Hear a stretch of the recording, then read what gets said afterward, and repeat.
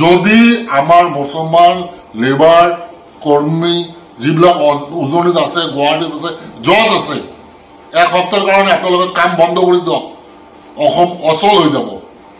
ঈদৰ মাত্ৰ ঈদত দুইবাৰ বন্ধ থাকে, তেতিয়া অসম অচল হৈ যায়। এক সপ্তাহ বন্ধ কৰি ৰাখক। আমাৰ মুছলমান ভাইসকলক কৈছোঁ, এক সপ্তাহ আপোনালোকে কৰ্ম বন্ধ কৰি ৰাখক। অসমত এনেকুৱা এটা চিটুৱেশ্যন আহি যাব যে অসমত মানুহ নাই, অসম চলা বন্ধ হৈ যাব, অসমৰ ইনকাম বন্ধ হৈ যাব, অসমৰ আমদানি বন্ধ হৈ যাব। মুছলমান নহ'লে অসম নচলে।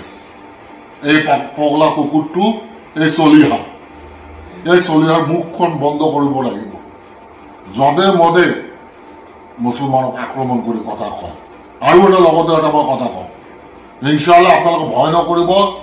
এমাহৰ ভিতৰত আমি মুছলিম সাহিত্য শাসিত তৰফৰ পৰা আমি আগতে আন্দোলন কৰাৰ পিছতে গভৰ্ণমেণ্টে আমাক দিল্লীৰ পৰা অসম চৰকাৰে আমাক চিঠি দিছে। এইখন চিঠি লৈ আমি সুপ্ৰিম কোৰ্ট কৰি আছো।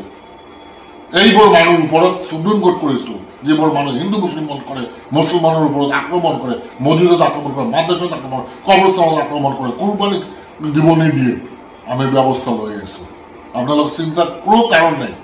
আপোনালোকে কাম কৰি যাওক। কিবা যদি প্ৰব্লেম হয় ইনশাআল্লাহ মোৰ নম্বৰত ফোন কৰিব।